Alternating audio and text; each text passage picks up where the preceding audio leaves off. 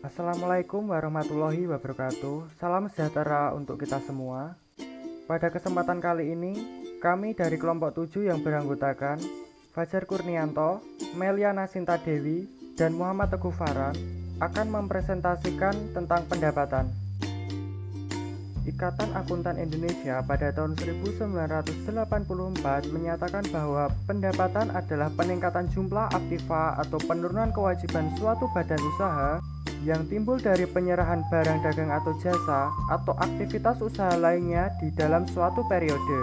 Tidak termasuk dalam pengertian pendapatan adalah peningkatan aktiva perusahaan yang timbul dari pembelian harta, investasi oleh pemilik, pinjaman ataupun koreksi laba rugi periode tahun lalu. Sedangkan menurut Financial Accounting and Budgeting System atau biasa disebut FABS, pendapatan adalah arus masuk atau perangkat tambahan aset lain dari suatu entitas atau penyelesaian kewajiban itu atau kombinasi keduanya dari pengiriman atau produksi barang, jasa, atau kegiatan lainnya yang merupakan kegiatan utama badan usaha tersebut. Dan menurut PSAK nomor 23, pendapatan adalah arus kas masuk bruto dari manfaat ekonomi yang timbul dari aktivitas normal perusahaan selama suatu periode bila arus kas masuk mengakibatkan kenaikan ekuitas yang tidak berasal dari kontribusi penanam modal. Pendapatan dapat timbul melalui peristiwa-peristiwa ekonomi seperti penjualan barang, penjualan jasa, penggunaan aktiva perusahaan oleh pihak-pihak lain yang menghasilkan bunga, royalti, dan dividen. Klasifikasi pendapatan. Yang pertama, pendapatan operasional. Pendapatan operasional adalah pendapatan yang timbul dari penjualan barang dagangan, produk, atau jasa dalam periode tertentu dalam rangka kegiatan yang menjadi tujuan utama perusahaan yang berhubungan langsung dengan usaha pokok perusahaan yang bersangkutan. Lalu, pendapatan operasional dapat diperoleh dari dua sumber. Yang pertama yaitu penjualan kotor.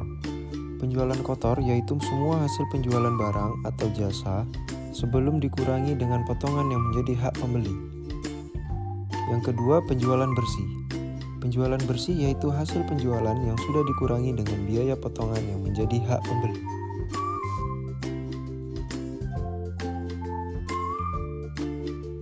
Lalu yang kedua, pendapatan non-operasional. Pendapatan non-operasional merupakan pendapatan yang diperoleh perusahaan dalam periode tertentu, tetapi bukan diperoleh dari kegiatan utama atau operasional perusahaan atau di luar usaha pokok. Pendapatan operasional diperoleh dari kegiatan sampingan yang bersifat insidental. Pendapatan non-operasional dapat diperoleh dari dua sumber. Yang pertama yaitu pendapatan yang diperoleh dari penggunaan aktiva atau sumber ekonomi perusahaan oleh pihak lain. Contohnya pendapatan bunga, sewa, dan royalti. Yang kedua, pendapatan yang diperoleh dari penjualan aktiva di luar barang dagangan atau hasil produksi. Contohnya penjualan surat-surat berharga dan penjualan aktiva tak berwujud. Yang selanjutnya adalah proses pendapatan. Terdapat dua konsep yang erat hubungannya dengan proses pendapatan, yakni satu adalah proses pembentukan pendapatan, yaitu suatu konsep tentang terjadinya pendapatan. Kegiatan operasi yang dimaksud adalah kegiatan yang meliputi semua tahap kegiatan produksi, pemasaran, maupun pengumpulan piutang. Yang kedua adalah proses realisasi pendapatan, yaitu proses pendapatan yang terbentuk sesudah produk selesai dikerjakan dan terjual atas kontrak penjualan. Proses dimulai sejak tahap terakhir kegiatan produksi, yaitu pada saat barang atau jasa diserahkan kepada pelanggan. Jika kontrak penjualan mendahului produksi barang atau jasa, maka pendapatan belum dapat dikatakan terjadi karena belum terjadi proses penghimpunan pendapatan. Penilaian pendapatan. Untuk menyusun sebuah laporan keuangan, dibutuhkan suatu pedoman dasar penilaian. Untuk mengetahui berapa rupiah yang dapat diperhitungkan dan dicatat sebagai suatu transaksi, serta berapa jumlah rupiah yang harus diletakkan dalam laporan keuangan. Setidaknya terdapat 4 dasar dalam penilaian pendapatan, yaitu 1 adalah biaya historis, 2 biaya terkini, 3 nilai realisasi atau penyelesaian, dan yang terakhir adalah 4 nilai sekarang. Pembentukan pendapatan. Pada dasarnya pendapatan terjadi melalui earning process. Earning process diartikan sebagai proses terbentuknya pendapatan. Umumnya earning process melalui tahap kegiatan sebagai berikut. Yang pertama, pembelian jasa. Yang kedua, proses produksi. Yang ketiga, penggudangan produk. Yang keempat, penjualan kredit. Yang kelima, pengumpulan piutang. Dan yang keenam, pemenuhan jasa setelah penjualan. Realisasi pendapatan.